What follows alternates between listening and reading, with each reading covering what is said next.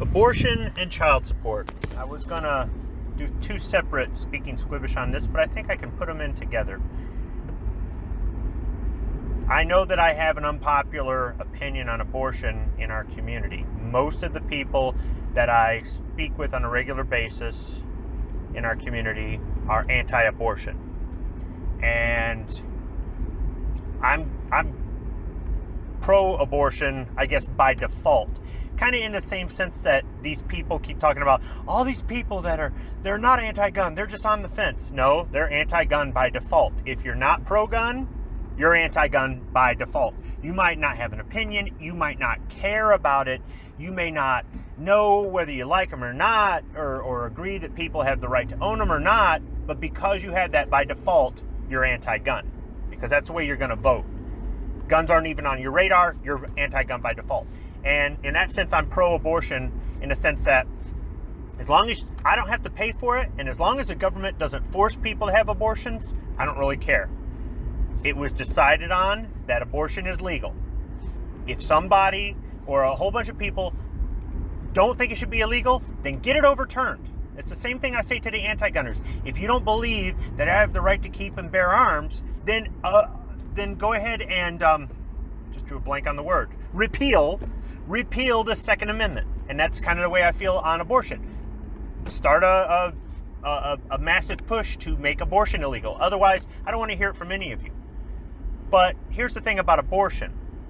The reason why I don't really care is probably because there are so many of these people that are, air quotes, on the fence on guns. Because it doesn't affect me. I don't care. I've never wanted any of my wives to get an abortion. I've never asked for an abortion. I've never paid for anybody to get an abortion. I've never so much as even taken somebody to the clinic. I just don't care about it until my tax dollars start paying for it, and in some cases they might be.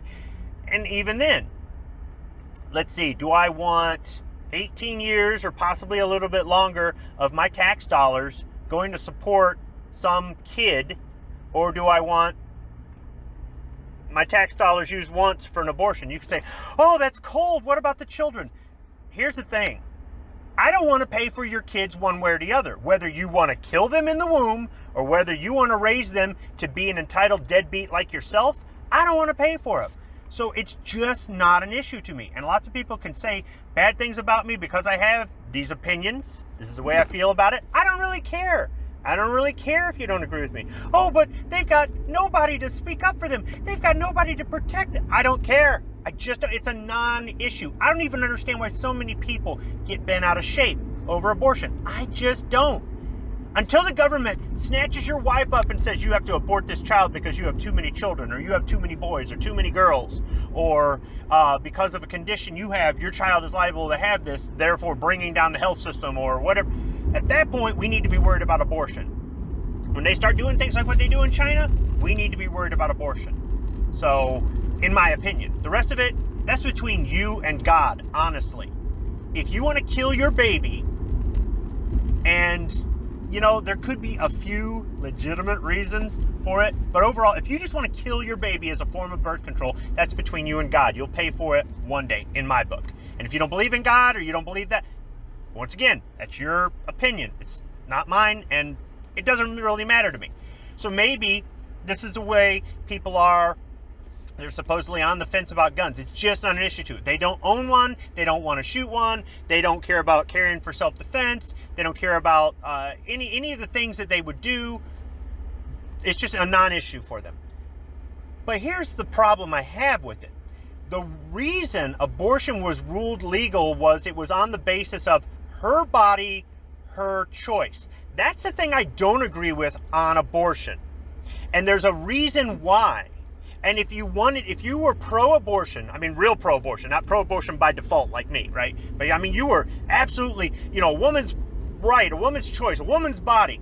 And you wanted to get me to believe that too, you could do one thing. Get rid of child support altogether. Because here's the thing. If she has the right to terminate that child, and the father, if the father's even known, says, no, I don't want the baby killed, let's take it to term, let's deliver the baby, and then I will assume 100% responsibility. I will raise the child, I will pay for it, I won't ask for a thing from her, I won't ask for anything from her, just give me the baby when it's born. You can't do that, because it's her body, her choice. It is no longer his choice. But if he tells her, have an abortion because I'm not paying for this kid, we're not married, and I don't love you, it was just a one-night stand, whatever, and she goes, no, I'm taking this baby to term, and when it's born, you're going to pay for it, and you may even have to pay for some of her medical while she's being seen by an OBGYN until the baby's born, and then pay for the delivery. What the law says, it's her body, her choice, so she can choose to keep the child. But you don't have a choice on whether or not you pay for that child. You don't. And the courts can go so far as to say you don't have any parental rights. You can't see the child. The child doesn't have your name. You are not even allowed in the child's life if the court decides to take it to that degree. Not everybody gets parenting time or gets to share custody of their child, but the dad gets to pay, and pay a lot. In some cases, 60% or more of their pay on top of paying for other things and providing health insurance. And it's expensive. It is very expensive to be the dad and have your ex-girlfriend or ex-wife or one-night stand or whatever she is on the other side, more or less dictating everything with the blessing of the government. So how can the government tell her it's her body, her choice, and then turn around and tell her she can take you for pretty much everything you have for 18 years or more? Because, like in this state, it's until they graduate high school at the age of 18 or until they're 19 and a half. So let's say they get held back a year or whatever it is. Up to 19 and a half years you could be paying for this child. And if you have to pay some of the medical costs while the baby's in the womb, you're talking about a good 20 years. 20 years. And you have no choice. But she has all the choices. But we're a society of equal rights. Yeah, we are. If she can get hired for that job just as easily as I can because of equal rights, then why don't I have the right to say either abort the baby or don't send me the bill? And she can go, I don't want to abort this baby. Okay, then you're stuck paying for it. He's out of the picture, which is a cold thing too, but that's his choice.